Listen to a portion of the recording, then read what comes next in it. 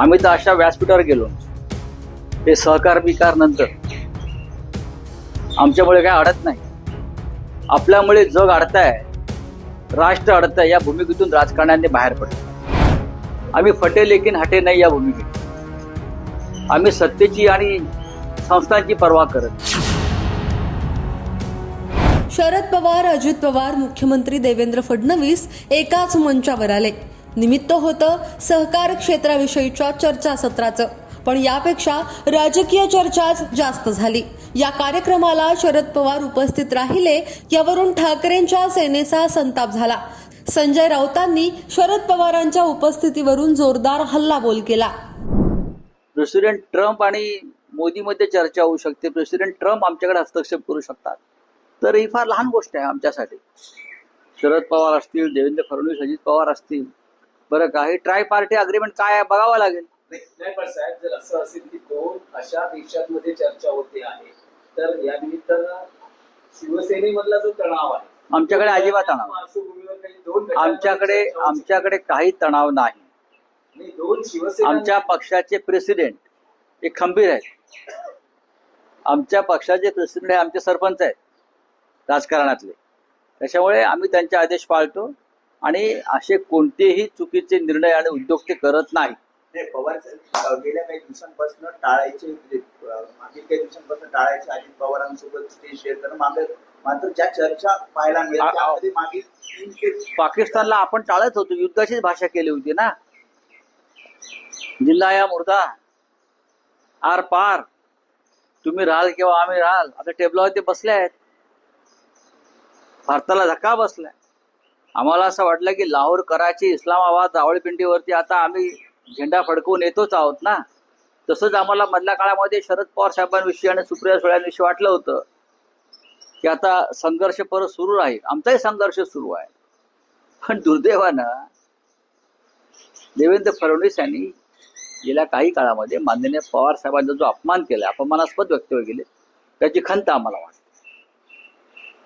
आम्ही तर अशा व्यासपीठावर गेलो ते सहकार बिकार नंतर आमच्यामुळे काय अडत नाही. आपल्यामुळे जग अडताय, राष्ट्र अडतंय, या भूमिकेतून राजकारण्याने बाहेर पडलं पाहिजे. नाही पण राऊतसाहेब, या सगळ्या पार्श्वभूमीत शरद पवारांनी त्यांचा संघर्ष हा संपवलेला आहे असं वाटतं तुम्हाला? मला असं वाटत नाही. पण त्यांच्या राजकारणाची पद्धत वेगळी आहे, आमची पद्धत वेगळी. आम्ही बाळासाहेब ठाकरे यांचे चेले आहोत. आम्ही फटे लेकिन हटे नाही या भूमिकेच्या. आम्ही सत्तेची आणि संस्थांची पर्वा करत नाही. नेशन फर्स्ट, स्टेट फर्स्ट ही भूमिका आमची जरूर आहे. पण आमच्या संस्था टिकाव्यात, आमचे कारखाने टिकावेत, कारखान्यावरची आमची माणसं टिकावीत, म्हणून आमचं राजकारण नाही आहे कधी. आमचं राजकारण हे गरीब फाटक्या लोकांचं राजकारण आहे. जे येतील ते आमच्याबरोबर, नाही तर त्यांच्याशिवाय. हा वीर सावरकरांचा मंत्र जो आहे तो आमचा प्रेरणा असतात. आलात तर तुमच्या बरोबर, नाही तर तुमच्या शिवाय. हे तुमचं विधान अत्यंत महत्वाचं आहे. आल्यात तर तुमच्या बरोबर किंवा तुमच्या शिवाय, हे अत्यंत म्हणजे शरद पवारांशिवाय सुद्धा तुमचा संघर्ष सुरू राहील का? नाही, आम्ही संघर्ष करणारच आहोत. आमचा संघर्ष या देशामध्ये लादलेल्या हुकुमशाही विरुद्ध आहे. आमचा संघर्ष ज्यांनी आमचे पक्ष फोडले, ज्याने बाळासाहेब ठाकरेंचा पक्ष फोडला, ज्याने बाळासाहेब ठाकरेंनी निर्माण केलेला हा महाराष्ट्र सुरत, त्यांच्या सुरू आहे. जे आमच्या बरोबर यायला तयार आहेत त्यांना बरोबर घेऊ, नाहीतर त्यांच्याशिवाय हा संघर्ष सुरूच आहे. बाळासाहेब ठाकरेंनी सुद्धा हाच संघर्ष केला. आम्ही त्यांच्याबरोबर आयुष्यभर काम केलेली माणसं आहोत बाळासाहेब ठाकरेंबरोबर. नाही पण राऊतसाहेब, या संघर्षात शरद पवार तुमच्या बरोबर नसतील तरीही शिवसेना, बघा, आम्ही राजकारणामध्ये, आम्ही महाविकास आघाडीमध्ये एकत्र आहोत, ते राहू. मी म्हणतोय संघर्षाविषयी. संघर्ष करणं हे येरा गबाळ्याचं काम नाही. आमचा जन्म संघर्षासाठी झालेला आहे आणि तो संघर्ष शिवसेनेच्या पाचवीला पुजलेला आहे. आम्ही संघर्ष करणार आणि आमचा संघर्ष थांबवण्याची हिंमत ना देवेंद्र फडणवीसांमध्ये आहे, ना नरेंद्र मोदींमध्ये आहे आणि ना अमित शहामध्ये आहे. काय करणार? काय तुरुंगात टाकतील ना.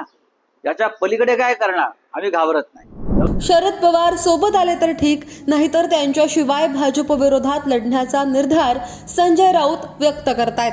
आता उद्धव ठाकरे यावर आपली भूमिका मांडतात की राऊतांनीच आता वेगळं होण्याचे संकेत देऊन टाकलेत, अशी चर्चा सुरू झाली आहे. तुम्हाला याबद्दल काय वाटतं? खाली कमेंट बॉक्समध्ये तुमच्या प्रतिक्रिया अवश्य नोंदवा.